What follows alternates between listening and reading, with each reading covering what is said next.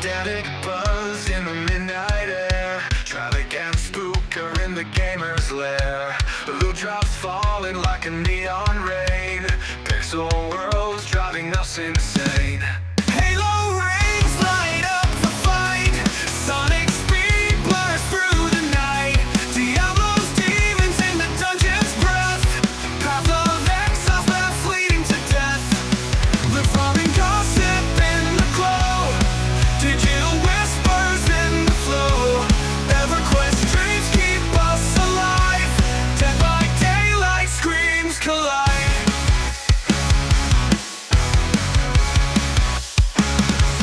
Talk of bosses grinding bones. Legends born in gaming zones. Quests that stretch beyond the frame. In this podcast we name the game. Controllers on the heartbeat song. Spookers laugh keeps the vibe strong. Traffic's words cut through the noise. Gaming tales from girls and boys. Loot farming gossip in the glow. Digital whispers in the flow. EverQuest dreams keep us alive. Dead by daylight screams collide.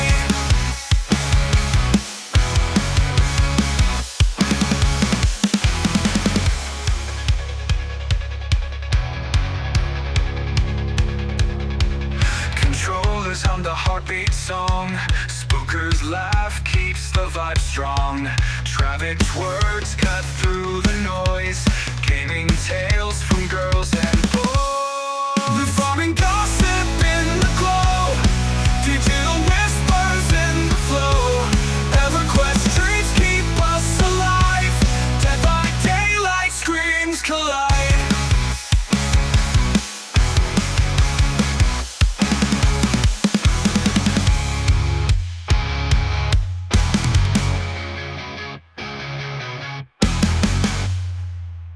Three, two, one, action. Do we have here's my question. Do we have one of these big, like, slapping action buttons? Can we get the action clap? Welcome back to episode 2 of Loot, Farming, and Gossip with me and the co-host, Travic, Hello. and a special guest star named DARTH MICROTRANSACTION, also known as DM. I like that you referred to me as the guest star. I already feel special. I get the star title. Hey, you are special. I mean, you took the time to just respond to this little nobody, and it meant the world to me. What a huge We're all smile. nobodies on the internet, my dude. We're all small PoE content creators playing a little game. So Hey, you know what? The fact that anybody's willing to reach out and answer, I appreciate that. So, we always have this one burning question when it comes to the beginning of the podcast, right? What was the main game you first remember back in the nostalgia feelies type thing getting into video games? Like, what was the first thing that just sticks out super, super hard towards you when you think of, like, my first experience of video games? okay, well, at the end, you say your first experience with video games. So, like, my first experience with video games is watching my family play them. Before, like, I picked up the controller, right? Like, it would have been Right. my family playing them.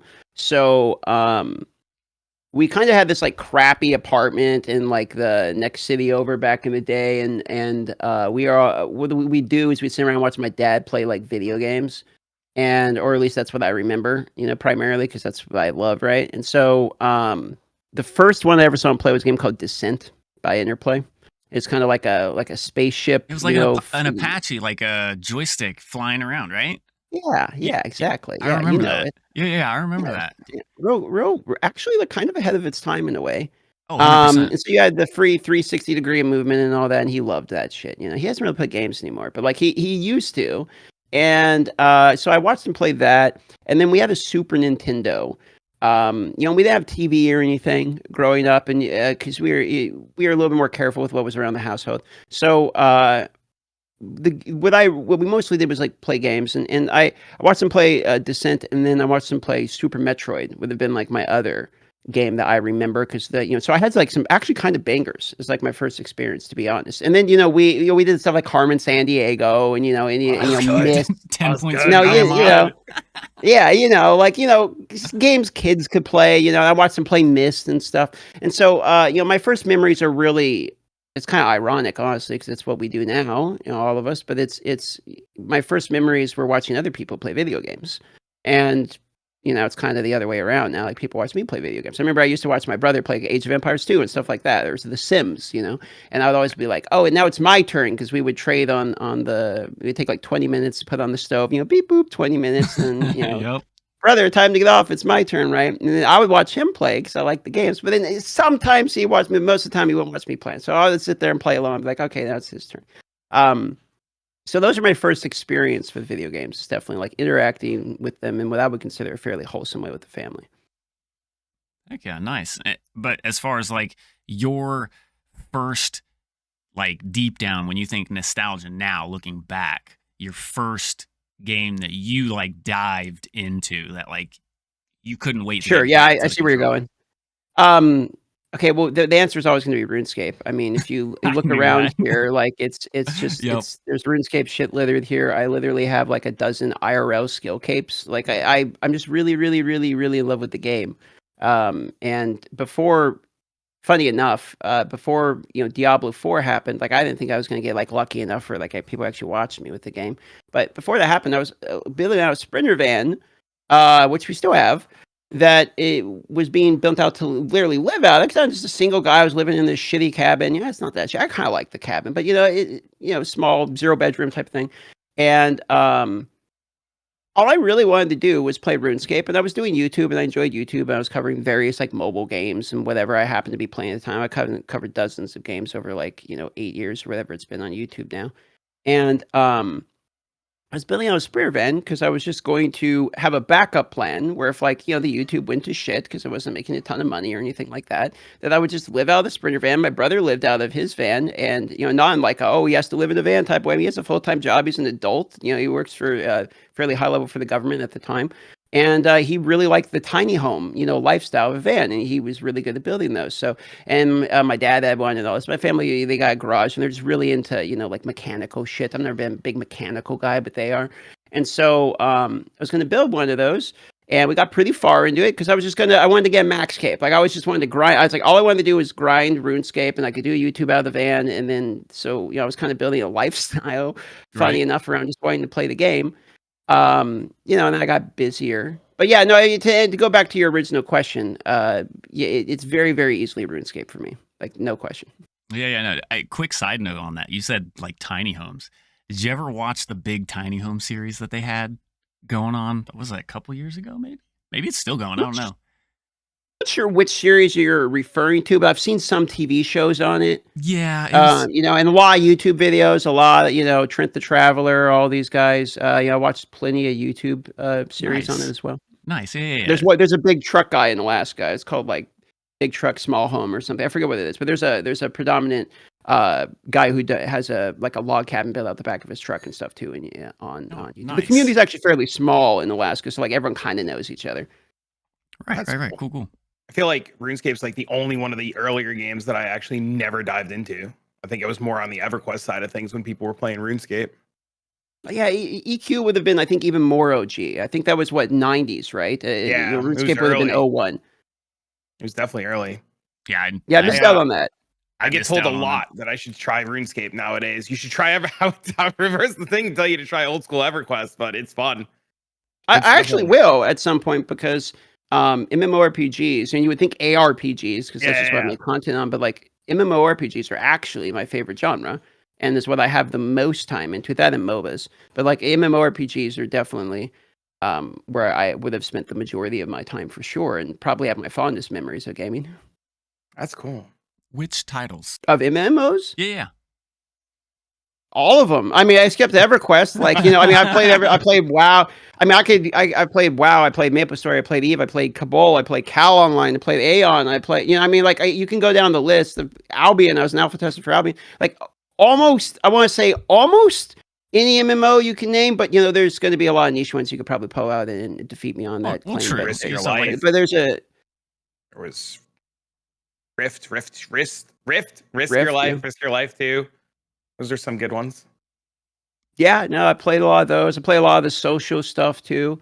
I tried what was it? Second Life. I tried Second Life. I played Project Entropia, but now it's Entropia Universe. That was an interesting one. Like your Right. actual credit card in the game's your real life credit card. I mean, there's some weird MMOs that like I've actually tried. And it probably easily remains my favorite in my favorite genre. Nice. Well, that's cool. So back down kind of the nostalgia road pathway, right? You recently went back and did a blind Diablo 1 playthrough, right? Yeah. So what drew you to the decision to go back and play that through, and what was the experience like? What'd you take from it? How did you enjoy it? Well, my first Diablo was Diablo 3.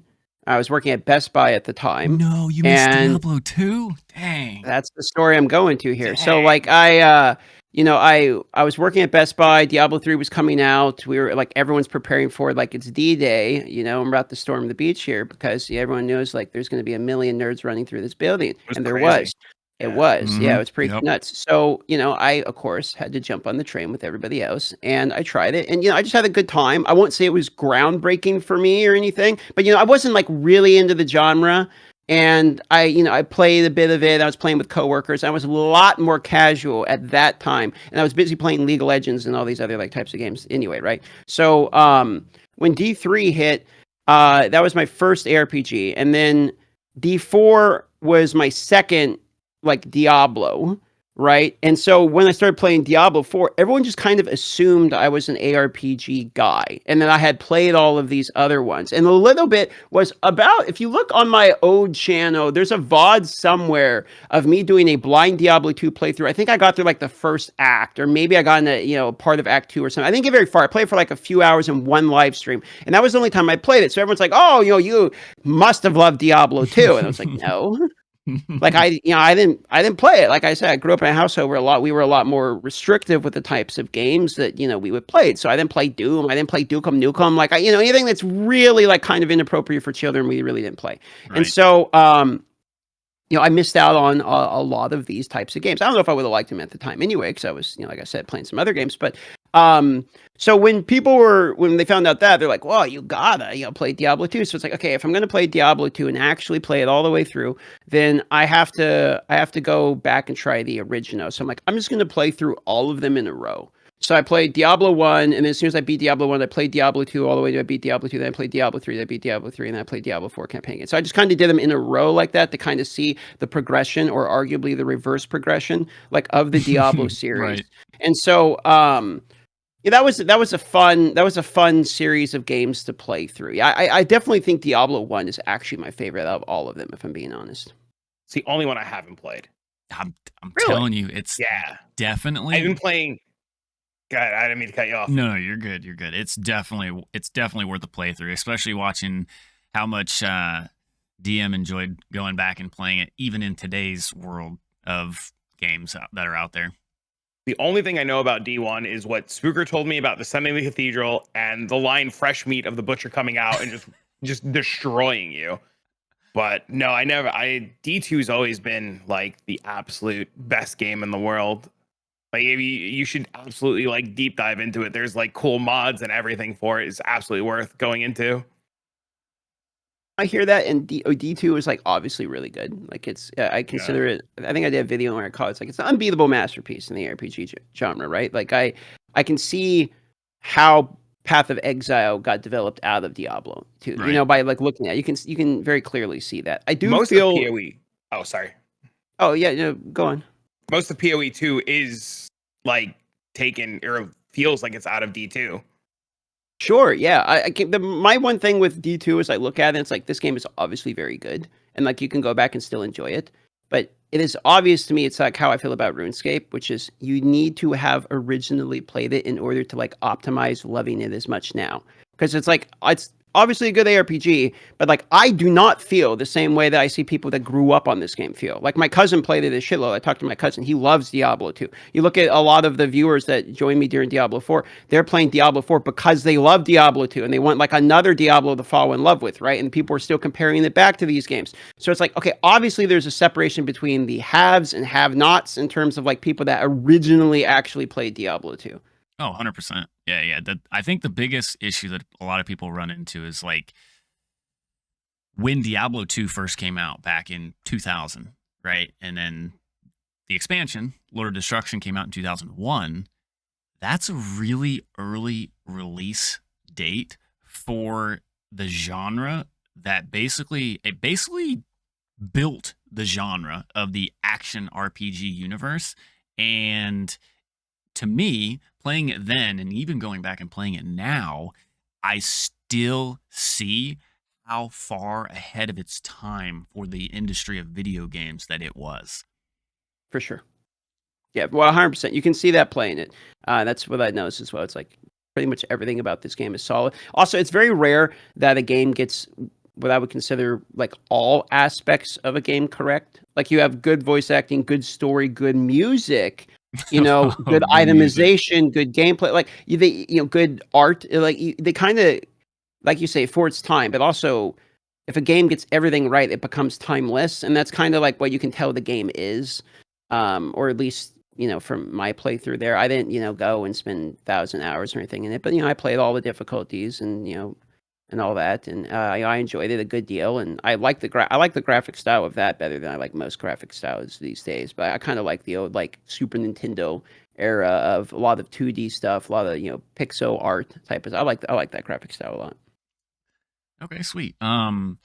This is actually a question for both of you. I don't think we covered this in the last episode. I know we kind of started dabbling in the action RPGs at the very end of episode 1, but what brought you outside of D4, right? Because you just had mentioned Diablo 4 was basically your first major action RPG that you dove into, right? Outside of D3, that you actually started getting traction. What brought you from the action RPG genre into Path of Exile? I mean, it's in the same genre, right? So, I'm playing Diablo, and when you're playing Diablo, people talk about Diablo 2, and the Diablo 2 people talk about Path of Exile because they're very like almost synonymous with each other. And so, it's just a game people kept bringing up. It's like, oh, you like this game? You should try Path of Exile. And then there was a very obvious, I wouldn't call it a war, but there was a very obvious,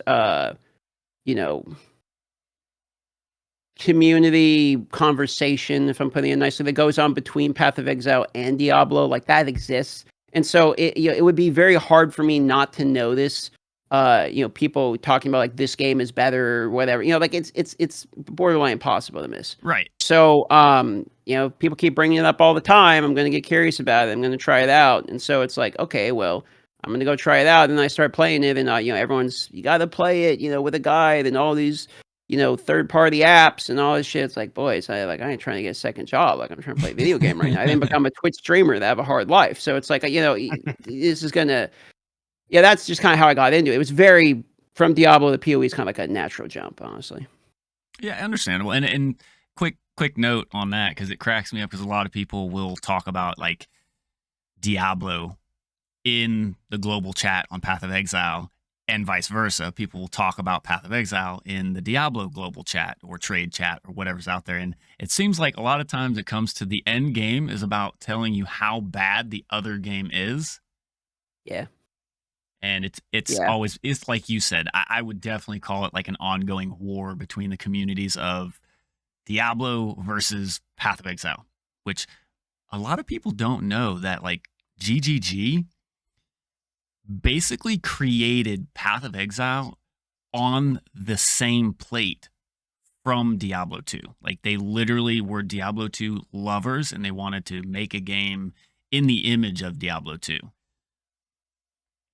Yeah, for sure. I mean, they said as much in, I would say, multiple interviews at this point. Oh yeah, 100%. I think it was Gavin has a really good like historical breakdown of the company on YouTube, in which you can kind of watch like the history of it being developed, etc. And he kind of goes through some of that. So I would highly recommend that video for people that watch and are looking for the Who? history into it. Gavin Gamer, I'm hopefully pronouncing that right. Gavryn. Okay, I've heard of it. I thought you said Tavern Gaming the first time, so I was like, wait, No, what? I could be mispronouncing it. Gavin, I thought is how you say his name, but he does a lot of like Path of Exile related videos. Didn't Yeah. they have all the old creators at ExileCon, either one or two? And I very vividly remember, I think Chris Wilson sitting on like a panel of all these old D2 guys, and they all reminisced about how PoE was created and built around D2 and everything. I'm pretty sure there's an ExileCon clip about that. Yeah, probably. Yeah, I mean, say I so. would assume you're correct. They talk about D2 like pretty openly. I mean, in Yeah. fact, they seem to be one of the companies that's like pretty willing to talk about all the games openly. It's like it's just in the last interview they had with Talkative, like he talks about Diablo 4 and Last Epoch and like a few other games like Torchlight Infinite and stuff, like because he was using them as examples. He went and played all these games to like test something. It's like the vectors of where stuff's aiming or whatever. They're getting into some technical stuff. But yeah, they pretty openly talk about other games and their inspirations from them.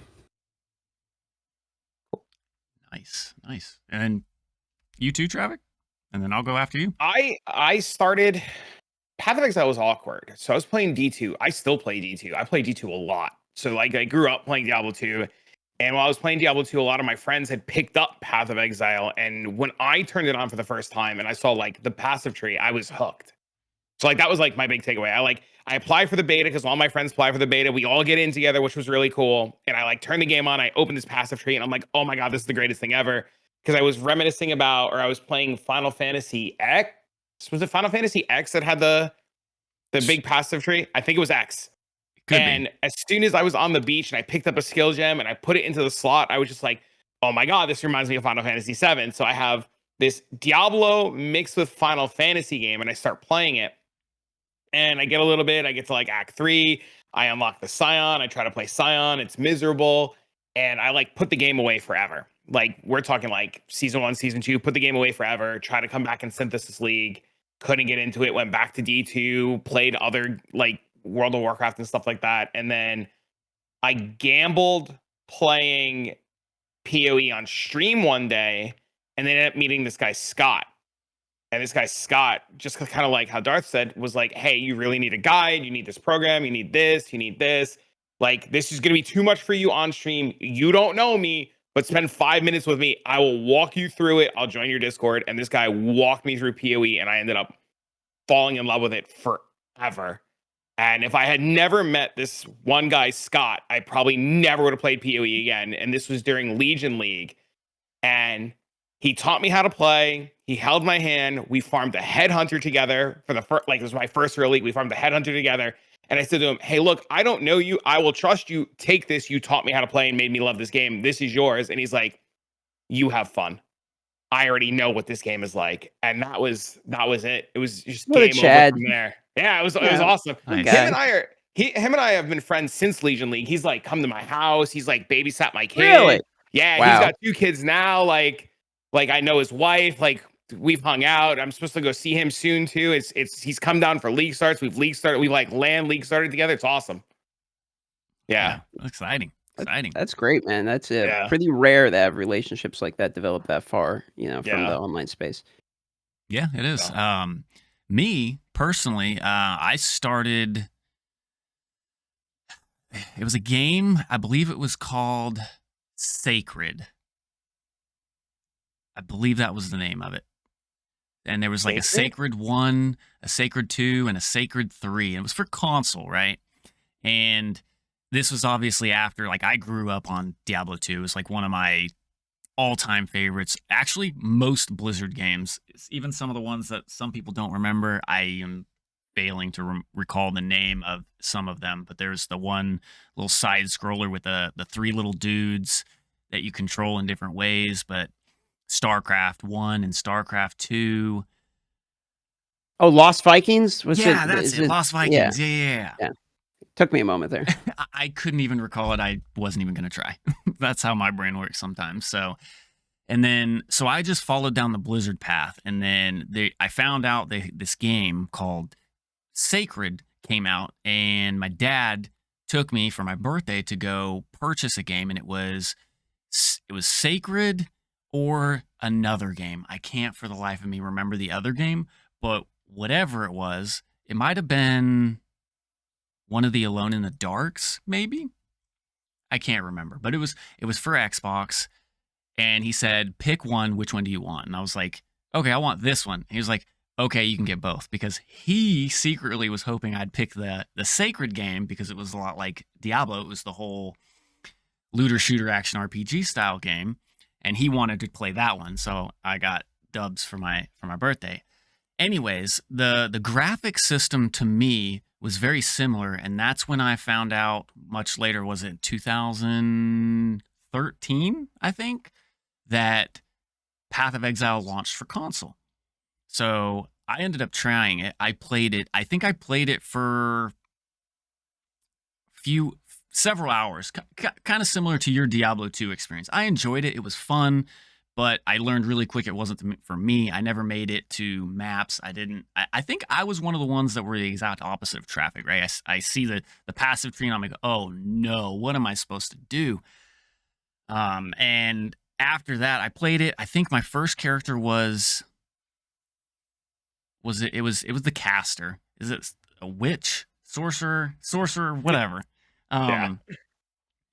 I played it and got to like level 55, and that was it. Then many years later, after Diablo 3, Diablo Immortal, Diablo 4, I found this guy named Travik on a random YouTube video, and I was like, that game looks really cool and really fun, and I'm not as mentally preoccupied, so I was like, I'm gonna give it another shot. And honestly, I haven't even looked back. I love Path of Exile, both 1 and 2. I'm so excited for 326. I'm ready for 0.3. I'm ready for hopefully the next class. I know a lot of people all over the internet are saying Druid. So yeah, so I'm super grateful to have met Travik, and him coming here on this podcast with me has just been an epic journey that I hope continues for a long time. Yeah, man. The best friendships you can make sometimes happen over video games, for sure. I've developed a lot of friendships online over the years that have kind of continued to propagate my gaming experience and made it a lot better. It'd be a pretty boring video game if you couldn't play with other people. I've thought about that. I've always thought about like, what if I ever quit? What if I ever stopped doing this and I just wanted to like game in my spare time? Like, what do you do without the boys? You know, like you're gonna turn on your game and you're just gonna turn to the side and there's gonna be nothing. There's gonna be a blank monitor. Like, where are the boys? You know what I mean? Yep, 100%. Like every once in a while, and I bring this up because I remember I read it on your Twitter. You said, you know, every once in a while you got to have a game for yourself, and like, yeah, every once in a while you turn a game on for yourself. But I don't think I could do it, man. It'd just be so awkward to game alone nowadays. Oh, yeah. I mean, well, to be fair, a lot of times we'll say, like, okay, like I'm gonna like Expedition 33 is the one you're referring to there. So it's like when it's every now and then when there's a game that I really want to play, it's two things. One, I don't want to get spoiled because it's like if it's a story related game, it's like someone in chat, so like there's gonna be that guy. So you know, you gotta avoid that if you really care about like wanting to play the game. And then also, obviously, I play with my girlfriend, so like we play through a lot of games together. Me and my son do a lot of gaming together, so I get it. Yeah, you understand. You're probably not gonna bring your kid on stream, so you know you gotta save. So you gotta save some of those for the fam. When we're done here, I'm actually loading up Expedition 33 for the first time. I was okay, all right. I watched my buddy Morph played it the other day, and he banned me out of his chat. He's like, "You have to leave. You are not allowed spoilers. You have to go right now." It's a good friend right there. That's very true. Yeah. I'm excited. I will say, to stay on that topic of games for yourself, if you ever get the opportunity, you should play Hellblade: Sawana's Sacrifice.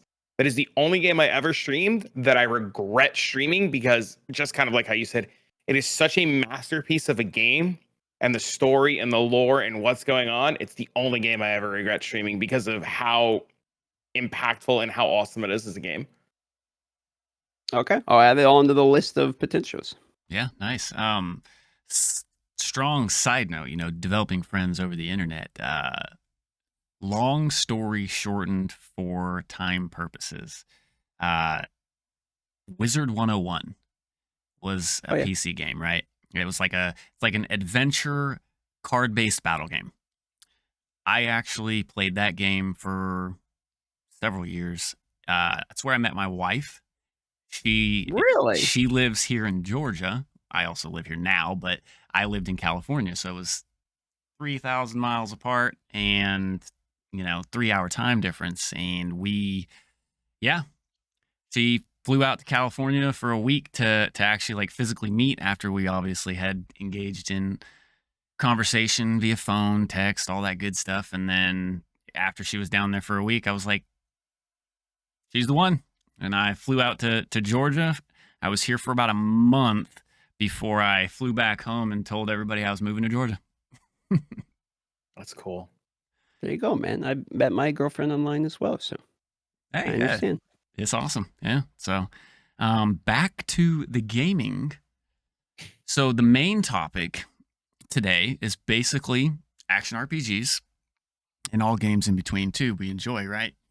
But the biggest question that a lot of people get asked about action RPGs in particular, Path of Exile, Diablo, and even RuneScape, right? In a sense, what holds the appeal for the action RPG genre for you? Is it the magic of chasing that perfect loot drop, or is it the endless slaying of the same monster to hopefully hit that dopamine chase item? What is it for you that keeps you drawn into these style games?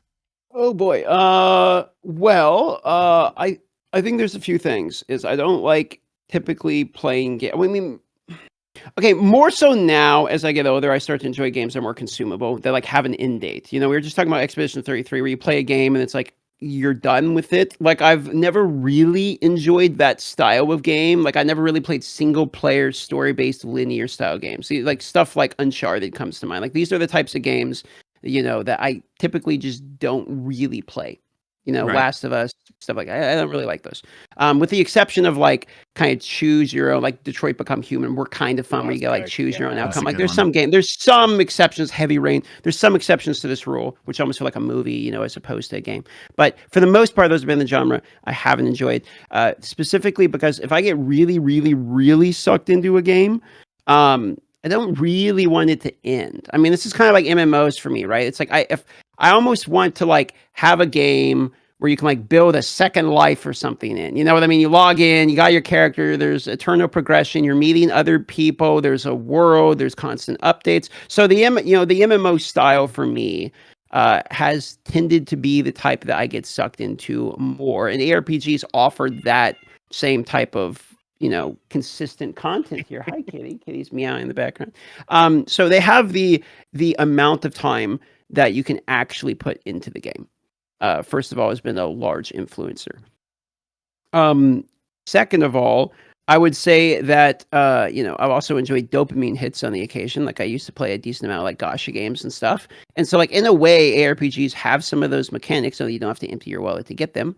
So you can go and kill the mobs, and then every mob potentially has something like kind of juicy in it. That's what I said. And so there's a little bit of a concoction of multiple things that go into the ARPGs that make you like able to play them for longer periods of time. And then of course I am a content creator. So like when I did Diablo 4 and that went well, I'm going to check out the other ARPGs to see what's around, and then I'll get sucked into some of them like I did with Path of Exile. And so I kind of consider PoE my main game at the moment. I don't know if it's necessarily ARPGs just specifically in general where it's like, oh, I found ARPGs and I fell in love with them. I don't know if it's specifically that as much as like this is what I'm playing right now. Like I see a lot of times when I do chats like this and stuff, people will be like, oh, you're an ARPG guy. It's like, I'm a gamer. Like I play game. Before people called me, yo, you're a mobile gamer. It's like, no, I played phone games for like 2 years. I picked up a phone and started playing some games, and I got roped into it, started doing YouTube content. Now it's ARPGs. At some point, whatever is another genre will be out. But like I played almost all of these genres. Right. And so with the exception of like, extraction shooters are kind of newer. I'm getting the Tarkov now, and that's more of I got sucked extraction into those for like a few months, and I I want to go back. You just find that hard pull to pull you back into it. Yeah, I like the first experience of games, quite often the best. So, I get sucked into a game real hard and try them and kind of get bored and try something else, but ARPGs do a good job of kind of breaking up that cycle, like if PoE 1 never had an update, then I would probably never go back to it. But Right. like it is having an update, so here we all go. Yep. Okay, Tarkov question. How many teammates have met Jesus thanks to you? Too many. Too many. Okay, so I actually have numbers on this because I got in a argument with my Starforge friend here. Where guys, I duel with him, and he does nothing but give me shit, and he's useless in the game also. So I don't know why I play with him. But when we were looking at scav statistics, I have killed 22 people on my scavs being new, and I was like, oh, that's pretty good. But 18 of them were scavs. So unfortunately, the ratio of accidental team kills to real kills are it's a little too high, in one direction in particular. So I feel like every time I turn on X and I see one of your tweets, it's killed another teammate. My bad, bro. yeah, well, that tends to happen. Yeah, they don't exactly have a giant neon arrow pointing at you that this is a teammate. And the other day I was playing with Cute Dog, and he was shooting his gun at somebody, and I'm like panicking because I'm getting shot at. So I'm like sprinting. I just sprint right in front of his line of fire, and he kills me. So I managed to both kill my teammates and get myself killed by teammates at the same time. Oh, that's funny. I like that guy. That guy's super funny. He's actually one of my favorite streamers. He's like legitimately hilarious. Yeah. He breaks my chops all the time because I'll go in there and I'll say hello to him and he'll pull up like he's watched every one of my videos. Yeah. Like he's watched every one of my videos, and one time he's like, I came by your stream and you're crazy on Twitch. I'm like, I'm not crazy. He's like, this one time you were telling this story about this and this, and I was like, oh my god, he actually watches my stream. That's so awkward. And he's like, you're crazy, bro, but your YouTube side is so chill. I'm like, I mean, one's family friendly and one's gaming with the boys. But he's funny. I like how him. I feel too. I feel like Twitch is like I'm hanging out playing games.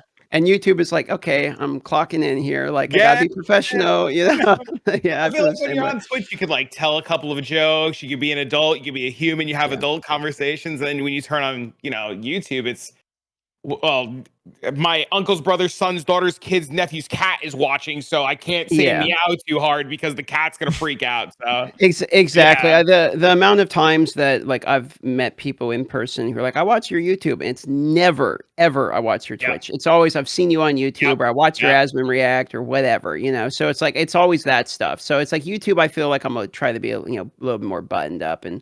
Then when you find out your extended family members watch you and all this stuff. So it's like, you have like you're saying, your nephew's brother's, cat or whatever. That happens. It does. I just recently started streaming on TikTok as well. And there is an absurd amount of people right in the nostalgia range of Diablo 2, which is what I've been playing as Project Diablo 2, the mod. It's a mod that does a very good job of keeping the experience very classic. But I get a lot of people in there, and I had somebody come in. Two people came in, but they both had the name Ginger. So at first, I thought like it was my brother. He's like the Ginger 89. I thought it was him, and I was talking to him like it was my brother. I was like, "How the heck did you find me here?" And he was like, "What are you talking about, dude? I'm just scrolling down my For You page," and it was literally like 15 minutes later, my brother, which was the Ginger 89, came by. I was like, what the heck? So yeah, you got to be careful on the different contents, especially when you're on like TikTok, your phone's tied to it. You like the TikTok stream? I never tried the vertical platform streaming, but I've heard good things. I haven't tried it, but you enjoy it? It's so going from like a chill 10 to 20 people viewer on Twitch to people on TikTok where they come in, they say something, then they're gone. That's a lot of how it is. Yeah. But at the same time, you have so many people flowing through, which this is what blew my mind. Because like I said, 10 to 20 viewer Andy here. I'm just on TikTok and looking at my analytics, and it's like most streams for PD2, right, that bring that nostalgia to the age group that I'm in, I've been averaging like maximum 120, 150 viewers, and then an average of like 50 to 80, and it's like I've streamed on Pretty TikTok good, many yeah. times, and it's like I'd get, 200-300 unique viewers, but it was never more than like 2 or 3 people in actually watching Sure. at the same time. So for No, I get me, that. it's been really great, but I think it's particularly because of the game choice that I'm streaming right now too. Yeah, But but people keep recommending that I should try it, and everyone does the YouTube and the multi-streaming, so I haven't really been much of a multi-streamer, but I keep kind of adjusting my stance on whether or not I should try it. I do Twitch and YouTube at the same time, and I get a lot of people who will only watch on YouTube and a lot of people who Yeah. only watch on Twitch. And the people on the YouTube side are so grateful, and they constantly tell me they wish other people would do it all the time. It's definitely something Yeah. worth doing. You could test it for free with not to like sponsor anybody or like talk brands or anything, but Restream lets you like do it for free between 2 platforms, and it's so easy to set up. It's literally like 2-3 clicks of a button. I know Spooker does it in a little bit of a different way, but Restream is just so easy and so simple, and you'd be blown away at the people that will come to the YouTube side of it that won't come to the Twitch side of it. Yeah, no, I bet you're right. I'll probably try it with the upcoming PoE race that's on Sunday. you're strictly just on Twitch for the most part? Yeah, on purpose, yeah. Yeah, I mean, it's fine. Nothing against it. I was just curious. I swear I saw you live somewhere else at one point, but I guess I'm just going crazy. I do the occasional YouTube live stream, Okay. like once, like I'll do like an opening live stream for launch day of a league, or if there's an interview or something, then I can Gotcha, do it on the gotcha. others. But I don't daily live stream it. Ah, for sure. Okay, well, let's pull it back into the video game side of things because, we love talking to content creation, but that's not what this particular podcast is about. So back to the action RPG genres, right? Do you remember the biggest like dopamine hit, whether it was on Diablo, whether it was on Path of Exile, whether it was in an MMO game, any game of your choosing, like that big thing that like you wanted to just jump up and scream out loud? Does a anything really good stick out for question. you? That's a good question. You know what? You would think I would have an answer to that off the top of my head. You would think I'd have a moment where, like, this was the drop. And I'm sitting here realizing, like, I kind of don't have I don't have a Miracle to drop, right? In PoE 2, if I'm being honest, there isn't really anything that could drop. I mean, I did chance for my Gymling stat stacker in 0.1 to PoE 2 when it was atrocious on hardcore SSF. Yep. I chance orbed an Astramintus. I So remember like, that. yeah, that was probably statistically like the biggest. You got to be fucking kidding me. You know what I mean? Like that was like, Yeah. I think I have done like in ATSSF, I had done like maybe 7 or 8 chance orbs total at the time. So just hitting that, and it was even more hilarious is the previous chance orb before that was on a stellar amulet and it hit the other one. I forget what it Oh, was. it's cool. or- Yeah. So it was like back to back, both of the unique amulets.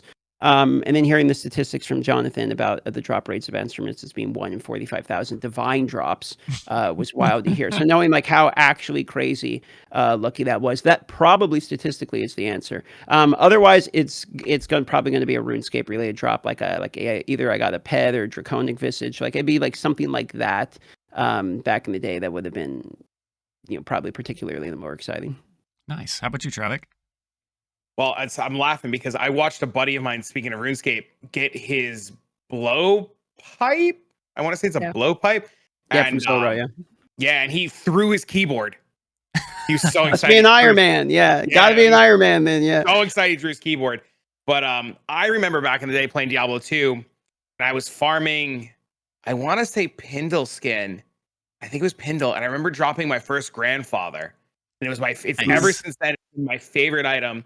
And I remember the most heartbreaking experience was I found a grandfather. I loved it. I played a barbarian. I had a great time. And I started hardcore for the first time. And this is when I fell in love with the hardcore scene. I remember playing a barbarian in hardcore, getting a grandfather again. And I ended up killing the barbarian way back in the day because in Act 4 in the Chaos Sanctuary, the old school knights used to be able to cast Iron Maiden on you. And I remember going mid whirlwind and getting casted Iron Maiden in normal and killing my barb. And it was heartbreaking. But yeah, it's definitely finding my first grandfather in Diablo. Nice, nice. It's a good drop. I Yeah. still have yet on the whole holy grail thing of Diablo 2. I still have yet to hit a D-web or a bear rune. So Those are rare. Ah. D-web's Is rare. Bear Rune like is Bear Rune the I don't know the whole hierarchy of them. I know it's like a not hierarchy. technically Zod would supposed to be the absolute highest end rune, but you know, RNG at its finest. It's like a tier 0.5 maybe on terms. Like if we like look at PoE, like it's slightly above like a tier 1, but it's not like a tier 0. Like your Zod, your Cham would probably be like your tier 0s, at least in PD2. But I don't think they changed rune drop rates though. So call me crazy, but because of the whole non-crafting side of Path of Exile 2, I have to say my biggest dopamine hit was when I was doing my hardcore run through on the Warrior in 0.1 because everybody said Warrior bad, armor bad. So I said, okay, that's what I'm doing. Yep. So after about my 12th Warrior, I dropped this two-handed mace that was literally perfect. You could wear it at level 28, and it was pretty much better than any of the tier 3 two-handed maces. Yep. And I was just so excited. And about 5 minutes later, I decided to vow it, and there it went. Oh yeah, I had a mace drop like that too. So 28, that would be a temple maul. So you had the good attack speed base too. Yep. Like that. Yeah, that is a good mace then.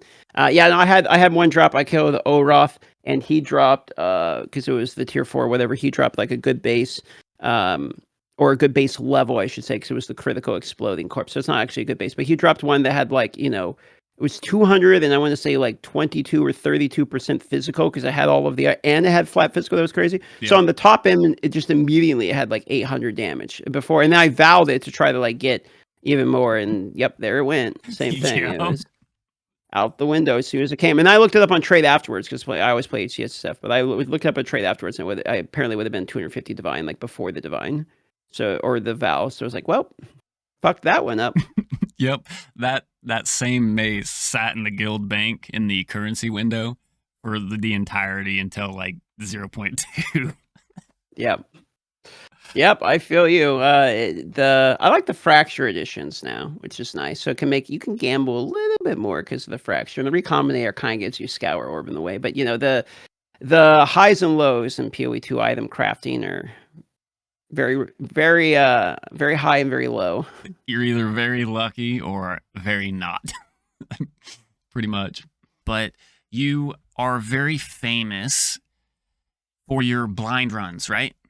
Well, you do a lot of blind runs. You go through games for like first times experience, and from what I understand, from what I watch, you don't look up stuff. You don't really like follow what chat's telling you, even though it might be the best thing in the world for you. I mean, they're as blind as I can get as a streamer. So it's like, obviously I got I'm not going to ignore the chat for like 3 weeks. So like, when I'm playing PoE, I'm not looking up a guide. I'm not going and watching videos. And then like, sometimes someone would be like, he's not truly blind. Like he has the chat, or he must be watching. It's like, I don't wake up 3 hours before my live stream to like watch videos for 3 hours to then fake a blind run. Bro, I'm gonna be sleeping or like going eating Cheetos or something. Like I'm not gonna do it fucking twice. Are you kidding me?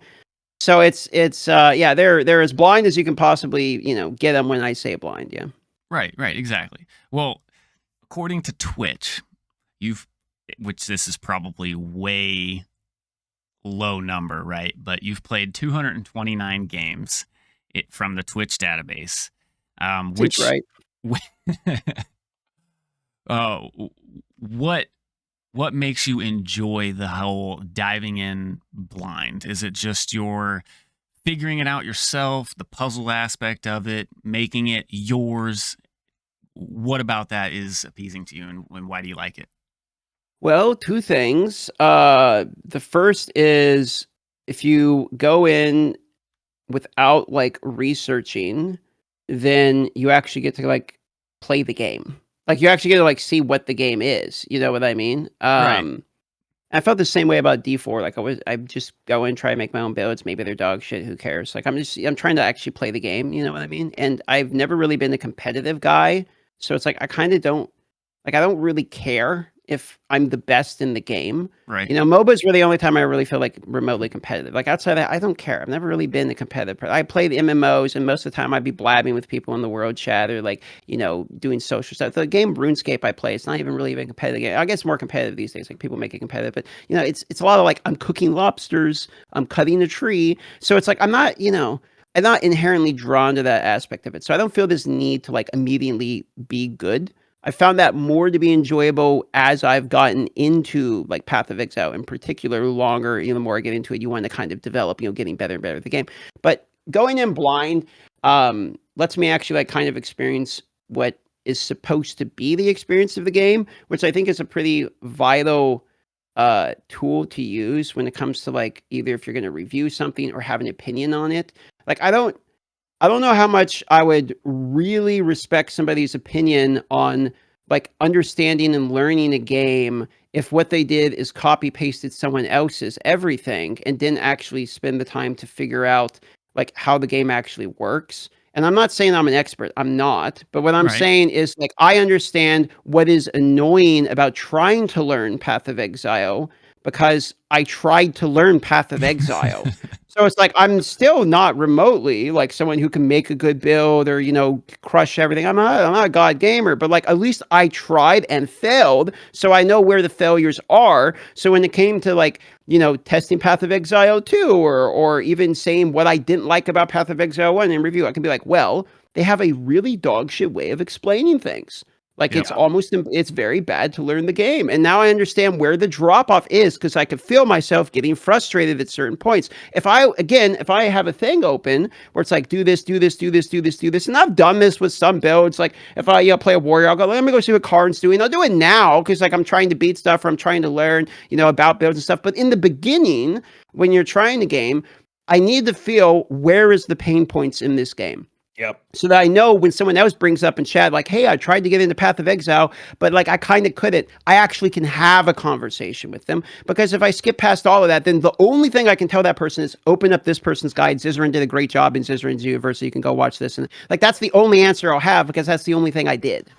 And so in particular, I find it like it's sort of part of my job to like actually go through the experience that people did in the beginning. And then once I no longer feel that new player learning experience or at least get past it or you know I mean the campaign took me I think it was like 40 hours or something my first run through. I forget what it was, right? I think I had 28 deaths on the first time. So like that first playthrough I had of PoE 1, as blind as like again, yeah, there's chat explaining what the gems do, etc. Like if I really wanted to fully true 100% blind, I have to close that and not listen to anybody and all that. But it's like that experience was more valuable to me than 1,000 hours in the in-game because I remember what it was like to be a new player. And with new players that will come to the game, maybe from even seeing my videos or whatnot, where I encourage them to try it, I can actually interact with those people. So like that's a predominant reason I do it blind. But then there's also like the entertainment section of it, which is like, okay, if I go into Path of Exile, let's see Path of Exile 1, since we're talking about ARPGs, and the first thing I do is immediately try to get good. The only experience that the viewers are going to have are someone who is subpar to somebody else. That's all they're going to they're going to watch a worse version of somebody else, basically. So it's like, are you really watching me because you think I'm going to be a good player in Path of Exile? Probably not. Like you're probably watching me because I am learning the game. That was what everyone did when they started. Or when they were watching me, my first playthrough. They're watching me suffer through trying to learn the game. And then they get to watch the moments that they ran into of like me hitting a section where I realize, oh, I have 0 damage and I can't kill this yellow mob. Like, because they've experienced that. So it's more relatable to them too. If I rob both myself and the viewers from running into the moments of failing, then the only thing I've really failed is my job, in my opinion. So I find it very crucial to both entertainment as well as information, like be able to have those experiences that other people have had in order to be able to be relevant in context of the conversation. Good answer. I like that. Yeah, no, I love that answer, and that's Very, actually very relatable. that's one of the reasons that keeps me coming back to your streams. Also, like you're a very chill dude, and I appreciate that. Like a lot of people that are on your scale of Twitch, which you call yourself, you're not that big, but I mean, less than 1% of Twitch people have over 100 viewers. It's actually like 0.01% of Twitch has. Yeah, it's not an So- easy platform.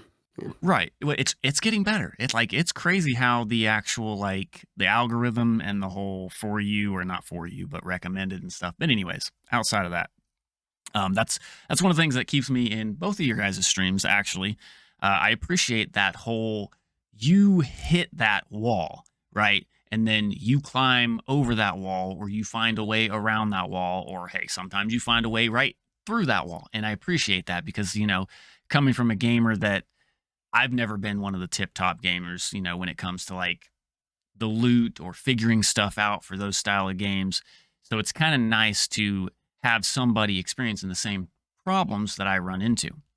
And with that, Travic does kind of you make your own builds as well, but a lot of your builds come from like a base of, oh, that shit's cool. So you want to try and recreate it.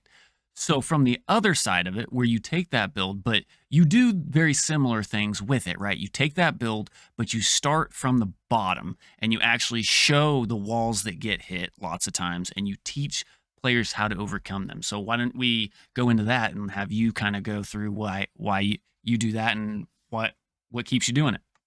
So I was saying it's very relatable to what he said, because I understand and I tailor a lot of my content to those walls. I remember playing these games and hitting these walls, and I play games because it's fun and I don't need to be the best. Currency's easy. Kill mobs, get loot, right? Yeah. Mhm. Progressing's easy. Kill mobs, get loot, progress. It's easy. It's just a time thing, and people freak out too much. So I like to spend a lot of my time progressing through things, because I think a lot of it goes back in hand with Magic the Gathering when I played back then. To fully understand how to build something from the ground up, you have to understand how it works so that you can kind of like intertwine them. So if I see a build that's really cool, I will take the build and build it exactly how that person built it. Like, we just skip the leveling process, we skip all the steps, we get a level 90 character or whatever, put all the perfect gear on it, and see how it works, how it ticks. Once we understand this works with this, that goes to this, that goes to this, and you understand the absolute flow of everything, then you can go backwards. So in Magic the Gathering, for example, you build a 75 card deck and your sideboard of 15 cards has silver bullets. Path of Exile has the same thing. Your build has silver bullets that you can alter and change, but you can't change a stat until you know why it works. So for me, I build everything perfect, understand why it works, and then I start reconstructing it backwards towards my playstyle. Once I have it to a spot where I like it and a spot that I could share it with, say, you guys, I won't just share it right away. So a lot of people yell at me like, oh my God, this looks so cool. Where's your build guide? Where's your video? Where's your this? And I was like, hold on, it doesn't work yet. And they're like, oh my God, it works. So I will then, from level 1, play it my way. You ignore people, not ignore people, but you just ignore everything and you build it from the ground up. What happens at level 1? What happens at level 2? Why did level 3 feel bad? Why did level 15 feel bad? Why did I get to this act and all of a sudden my stuff tanked? And a really good example is like in Path of Exile 2, we have rake leveling. You just stack strength, you just whirling slash, you rake, you do everything. But that hits walls. Why does that hit walls? Where does that hit walls? How do you overcome those walls? Is there gear swaps? So I spend a lot of my time before I make a guide or before I make a video understanding what makes something perfect and then deconstructing it from the ground up back to levels of perfection, but with my own twist to it. And I give a lot of credit to a lot of people. Like in Diablo 2 right now, I'm playing like this Plague Javazon, and it's not my build. It's not my everything. I'm copying a guy named Woogs, but I copied it perfectly how he did it, and now I'm readjusting it to my style and my liking. And that's a lot of what I do is I just take everything, make it perfect, and then start from the ground up. And then make sure I understand. So when like, say, DM comes by, he's like, hey, I tried to do this at level 40. Why did it break? Well, this is this is why it broke. Right. No, I mean you have to have people doing that for sure. Yeah. Because I would say, not everyone's a content creator like me or you, so that is Yeah. trying to make entertaining content or be a clown show or a monkey in a cage, right? Like there's people that are just trying to progress in the game that they have to have those breakdowns, and Yeah. I'm glad people like you exist, because I don't necessarily like doing build guides or breakdowns or anything like that. I kind of like just playing the games. I love playing the game, but it's bro, it's so hard when you hear somebody go, but this sucks. And you're like, bro, it's you. And they're like, no, it's the game. And I'm like, bro, it's so hard. I do this too much and I need to stop doing this. I like somebody be like, yo, this sucks. I'm like, dude, your build is bad. It's you. It's literally you. Yeah. You did this. You broke this. Don't do this. And I constantly think about talking about Zizaran. I constantly think of the clip where he was like, he makes this awesome build guide and somebody just like, it's like a witch guide or something, and somebody clicks duelist, or it's a duelist guide and somebody clicks witch, and he just like loses it, and it's the funniest thing. But you know, somebody has to start from the ground up to have answers, because I'm not the best at games, like you said. I'm more entertaining than I am the best at games, but I still like to know what I'm doing so that I don't sound like a moron, even though people think I'm dumb. But I mean, like, it's kind of the whole Twitch persona, right? Like, It's funny, the guys who do build guides, I feel like you guys have such a different experience, because I often hear from, you know, like people like Pox or anything, you know, that do ARF and whatnot. I hear like, you know, people come by and ask the same question. So you guys probably get 30, 40 times a day, you get the same question. Like my version of that is like, I'll play a game and be like, well, so what do you think so far? You know, and like every 15 seconds you gotta answer that one. But like other than that, like I always hear, you know, or I'll see on screen, Pox will have like the exclamation mark RF, or like the first thing it's about is like, go to this website to see all answers to all the questions, because you guys gotta be sick of answering the same goddamn question every fucking second. There's a league I played Hex Blast, and I played Hex Blast power charging Cultist, and for like a week I got asked why Cultist, why power chargers, why Cultist. And then in PoE 1 I played Monk, and I made a bunch of Monk content, and I did it like kind of you. I ignored everybody because it's PoE 1. Or PoE 2, I want to play it fresh. And I make all this Monk content, and my stuff's extremely similar to Milky's and extremely similar to Pox and Snoobe. But how do you make frenzy charges? How does resonance work? Where do frenzy charges come from? Yeah. How do you get frenzy charges? And it's like every 10 seconds. I'm like, bro, please. It's impossible to fix this problem too, because like they're not wrong for jumping in the stream and asking a question. I mean, that's why they're on live stream. Yeah. And then also it's like if you don't answer them, then like you're ignoring your chat, or they'll get mad. Rather like, oh well, this guy just doesn't interact with chat. But if you do answer it, then all the people that are there, like longtime supporters, hear you say the same thing 100 times. Yeah. And they just like, why would you watch the live stream? This guy answering the same question over and over again for hours. It's like Groundhog Day. Yeah. I've definitely had friends reach out and tell me to stop. So yeah, it's the only thing you can do is like have chatbots. That's like, you know, you can have mods that'll type exclamation mark whatever, like that's, or pinned comment. Like that's the only answer to this I've seen. I'm sure we can all relate, but I don't mind the question. I love the questions. Like I turn the stream on to talk to people and help people. So like absolutely. I never get mad. I might seem frustrated, but it's never intentional. You know, like it's like, of course. Yeah, I don't know. I love what we do, man. I do. Absolutely. I mean, we live in the golden age. Like I know people think that you know, gaming is dying or whatever it is, but it's like I think we're in the golden age of both gaming. Like gaming is very good right now. We're getting good. We get a lot of dog shit slop, sure, but we get a lot of good games in quantity. Okay, it's like we have options. You just got to find the good games.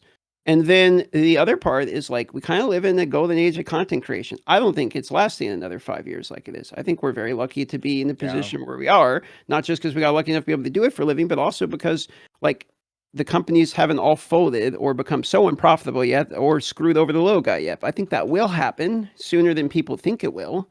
Especially with what's going on Twitch right now. It's like, how many times you see Twitch like change their monetization policy or try to add something else? They're gonna take money from us to give gifted subs. Yeah, I already had to remove that from, I gotta go remove that. I read about it last night. I gotta go take that off. But I mean, like, that's like a whole nother day for a whole nother topic. I will say, Spooker makes a good point. Like, you know, you have 219 games. And I think what a lot of people forget about video games as a whole, and the beauty of it is like gaming is so cool and gaming is so fun that just because we limit ourselves to say PoE right now, doesn't mean that a year from now or 2 years from now, we're not looking for that next chase, that next thrill. I don't know, like, I'm learning your backstory today. I was gonna say I don't know your backstory, but like for me, like I started horror. I loved horror. I didn't stay horror. I went horror, Magic the Gathering, Lost Ark, Path of Exile. Like gaming's great, dude. And like I don't know if I could see myself playing Path of Exile for 5 more years or 10 more years, because like you said, we're in such a golden age of gaming that like there's so many cool things that why am I gonna limit myself? Because gaming is gaming, and I just want to kill mobs and get loot. I don't care what game I'm doing. I just want to kill mobs and get loot, man. Sounds like a tattoo you need to get. Kill mobs, get loot. Bro, the amount of time I remember very vividly. I was playing PoE. I started a league started with the boys, and the minute the first divine dropped, everybody went crazy. I'm like, dude, just take it. I don't care. And they're like, what do you mean? And then we're gaming later on, and Apothecary drops on a 5-man group. Everybody's freaking out. I'm like, just take the card. Take the card, or I'm putting in the card deleter. Like, and they're like, why don't you care? I'm like, I just want to kill mobs with the boys. Like, it's such a hard concept to understand that you just want to I just want a game, man. And like I see it a lot with my kid. My kid will be playing a game, we'll be playing a game together, and just the absolute joy of just not worrying about anything. I want that all the time. I do. That's what I want, man. That's like when we're doing this conversation now. It's just it's such a cool experience, man. Because you get to hear so many different sides of it. It's just gaming to game and just hanging out with the boys. If you could go back to when you were a kid and redo it all, would you? I wouldn't change anything. I know. Dude, so Spooker and I had this conversation. It's really cool. I know the exact moment in my life, and I can tell you the exact pinpoint moment of my life that I talked to one person that led me to each decision that brought me right here, and I wouldn't change a thing. I have hardships. I have stress. Everybody has hardships. Everybody has stress. But would I go back and do it again to relive everything? Absolutely. If it puts me back to this conversation today, where how my life is right here, right now, I would do it again in a heartbeat. Wouldn't think twice. That's good, man. That's good to be able to say that. It means you're happy where you're at. I love my life. I love where I'm at. I love what I do. I love my friends, and I'm so appreciative of this. But I mean, everybody, life sucks, right? But you make the best of it, you know? You walk away today. Go ahead. Yeah. You find the moments to make it not suck. Yeah, dude.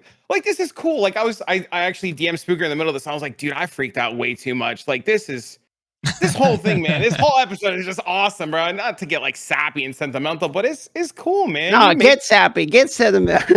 No, dude, it's cool. Me and Spooker, we chat a lot, and I talk to him a lot. I talk to my buddy Simix a lot. My buddy. Yeah, I have a couple friends that I talk to, but it's nice to get to just have real conversation. It's cool, man. No, I mean it's. I don't think people play online games to not have conversations with people. I mean, maybe some people do, but hey, maybe not. Maybe I'm wrong. Yeah.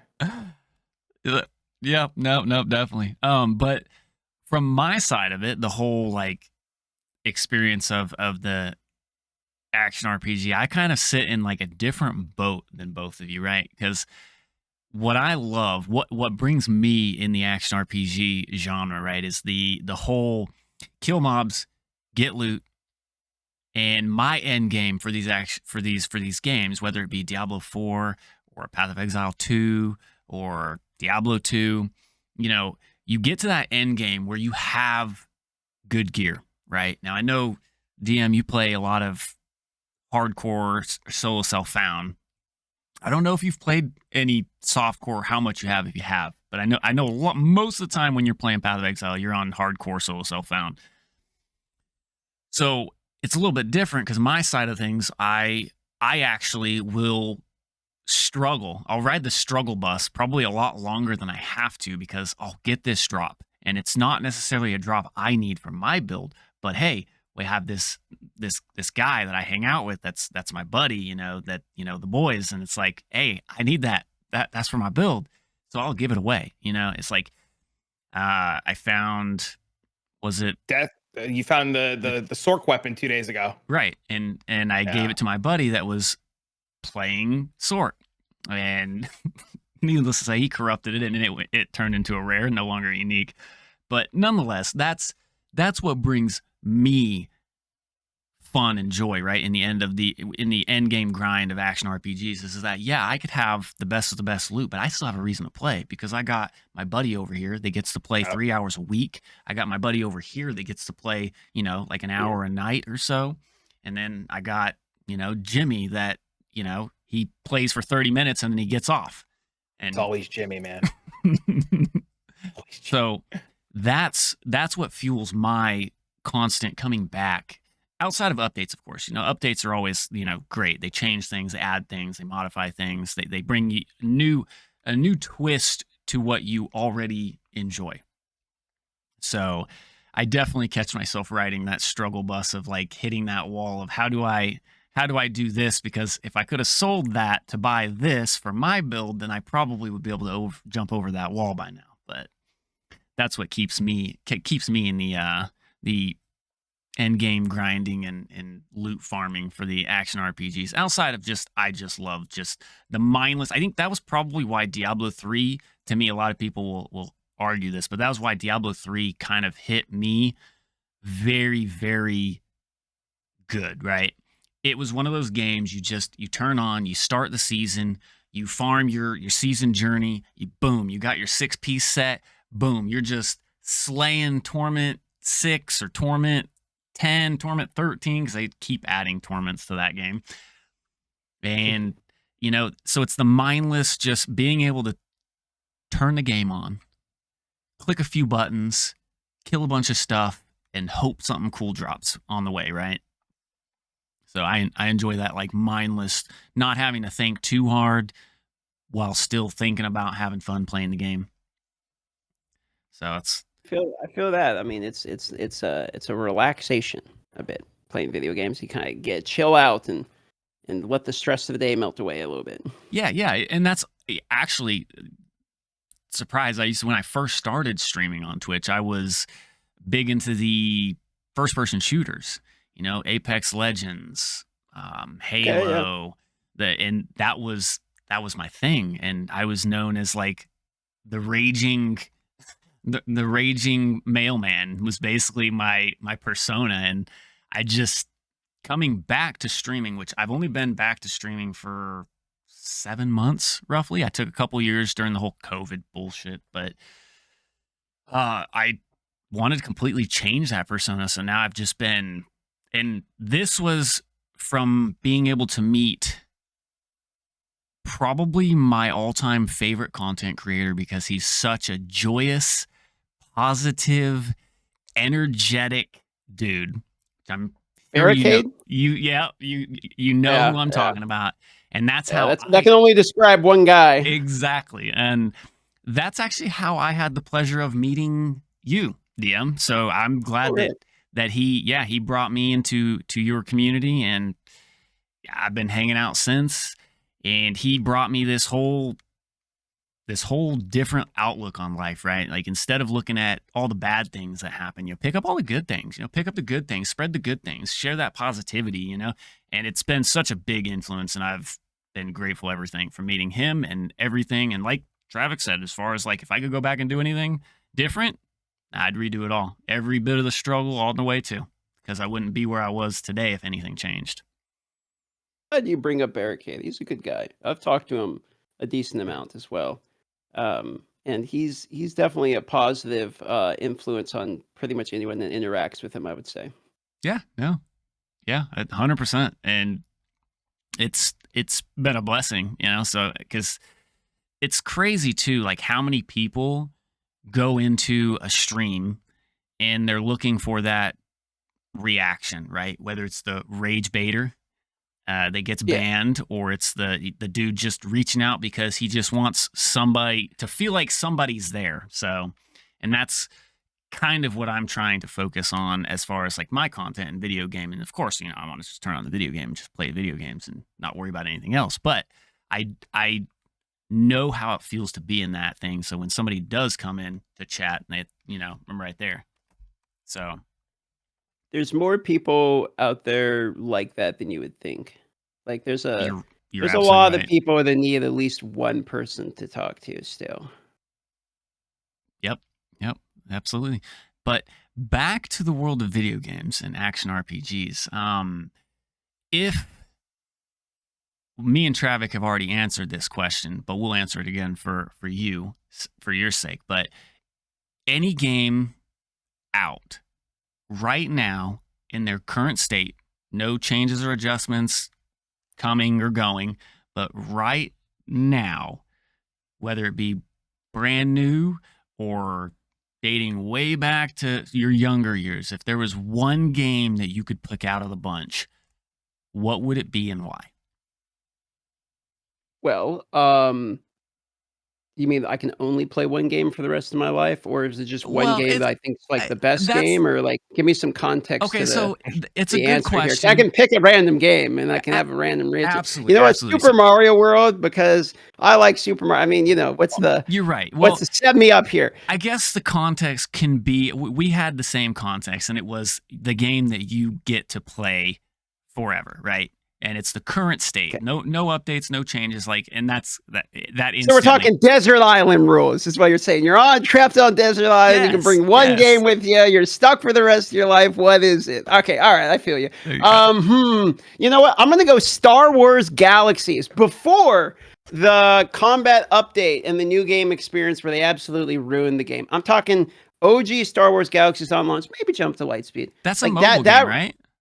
Absolutely not. No, you're thinking Star Wars Galaxy of Heroes, which is something different entirely. And that was actually my first game on YouTube, by the way. But Star Wars Galaxies is an MMORPG from early 2000s that basically had its balls cut off by WoW. This is what happened. So it was a phenomenal game, and you had all of these different classes. You could be like a creature handler and tame a Rancor and have a Rancor following you. You could literally join the rebels or be a stormtrooper and all that. And this is an MMO world. The towns, other than like Mos Eisley's and the ones that are already in the Star Wars universe, and there's multiple planets and all that, the towns are actually made by the players. So when you're in your speeder and you're going, suddenly you're in a town that's created by all players that actually put down buildings like around there, and the shops are owned by players. When you buy something to have a tag, like this was made by this guy, the blacksmith, you actually need real doctors. So like you would go to like the medical office and there'll be a doctor, a real player sitting there waiting to heal somebody. You go to cantinas and the music you're hearing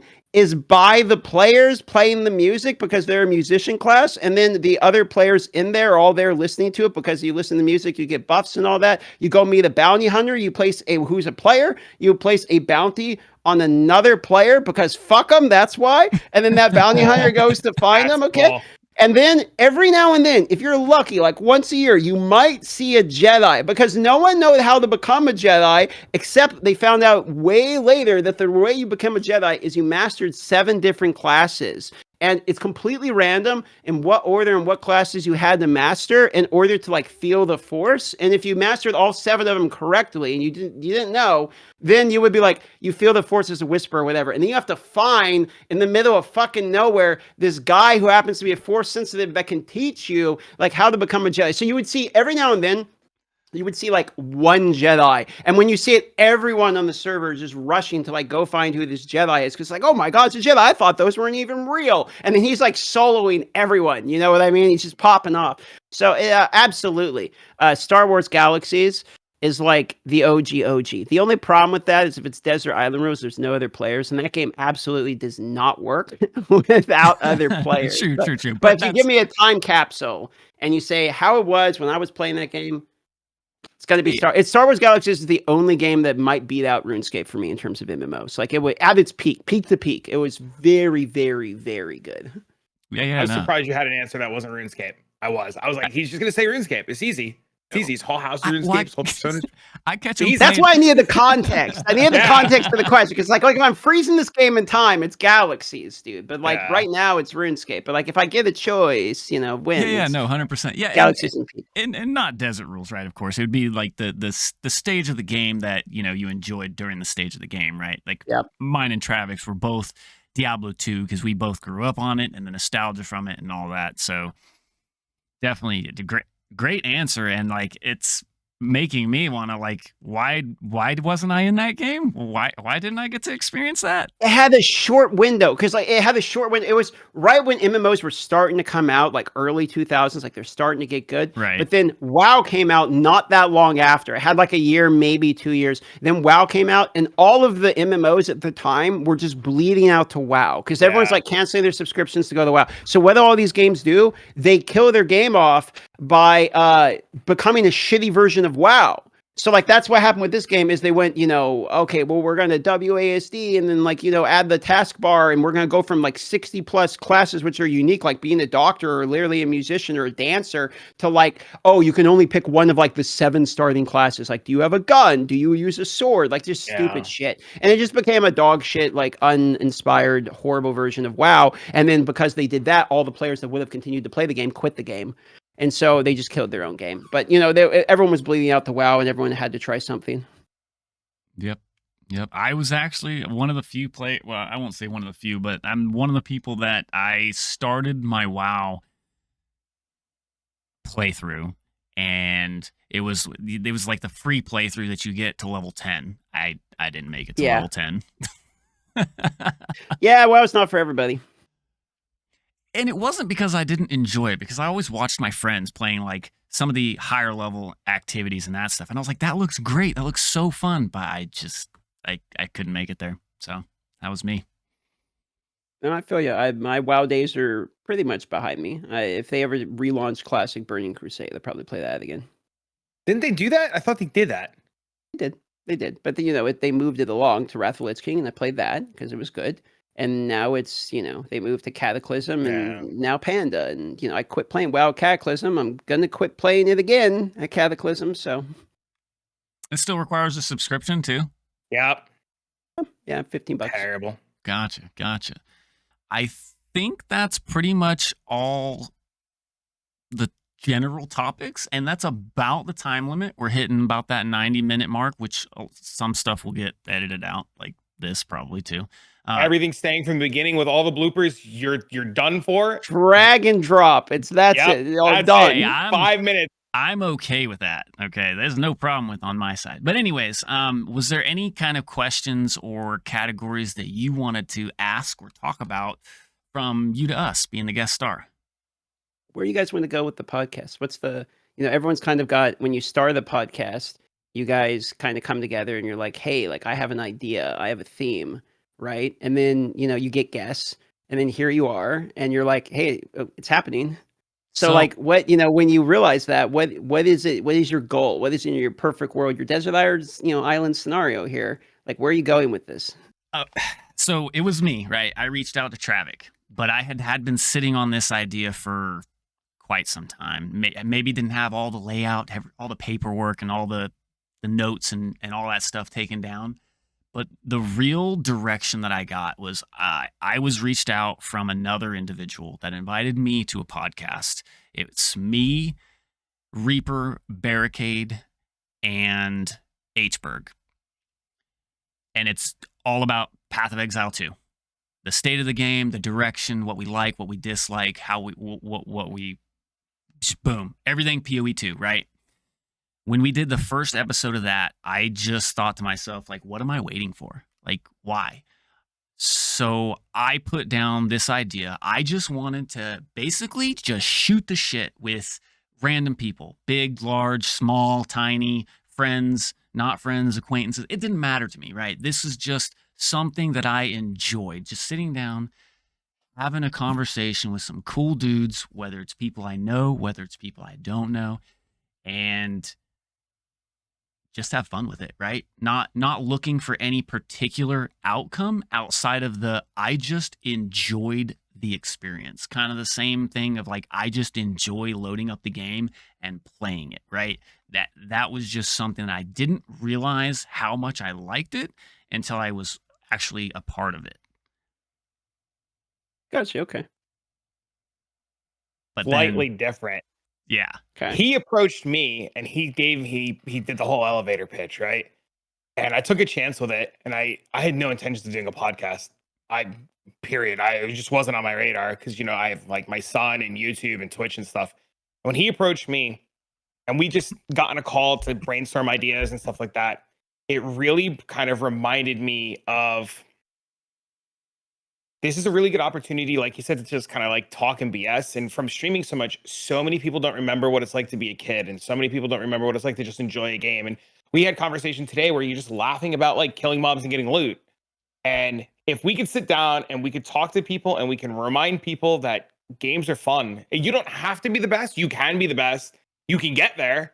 Just have a good time. Just like, there's so much negativity in the world that it's just nice to play a game and leave it at the door and kick it with your homies, man. Like, just maybe if we can like play a game and somebody will have a good time or a laugh and remember what it's like to have fun, we did our jobs, You sound like you have a lot of appreciation that like gaming exists for you in your life. Yeah. I have stories, man. Yeah, same.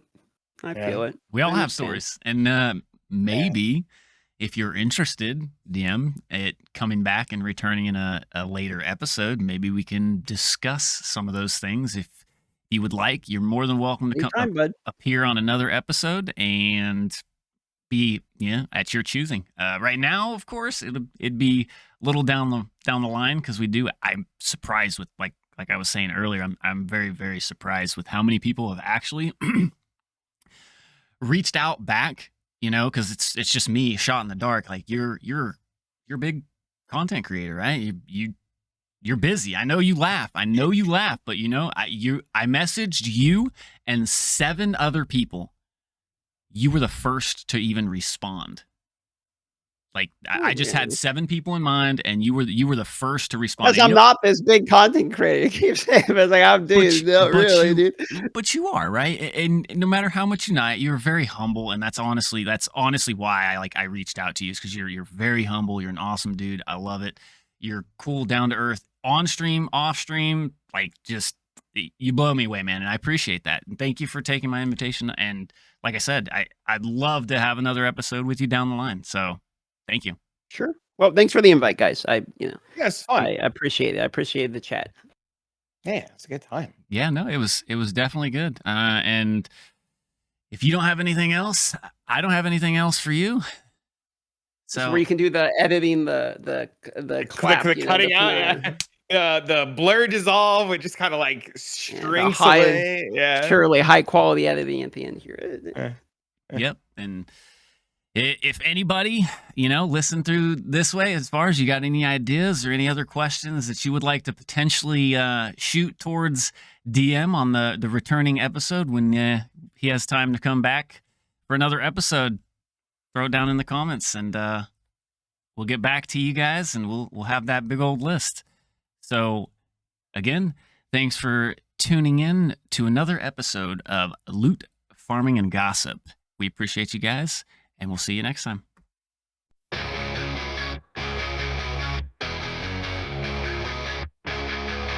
Static buzz in the midnight air. Traffic and spooker in the gamer's lair.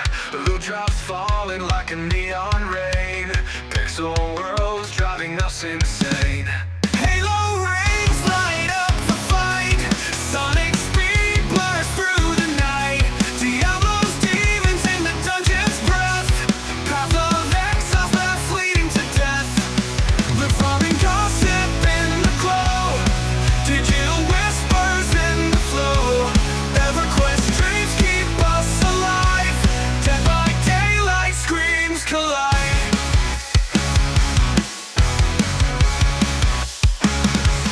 Talk of bosses grinding bones. Legends born in gaming zones. Quests that stretch beyond the frame. In this podcast we name the game.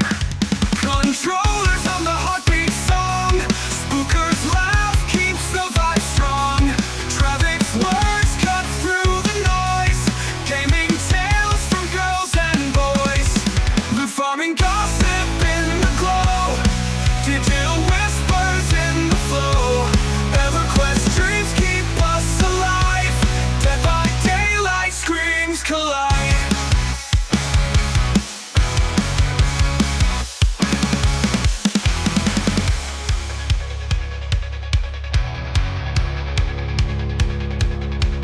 Controllers hum the heartbeat song. Spookers laugh keeps the vibe strong.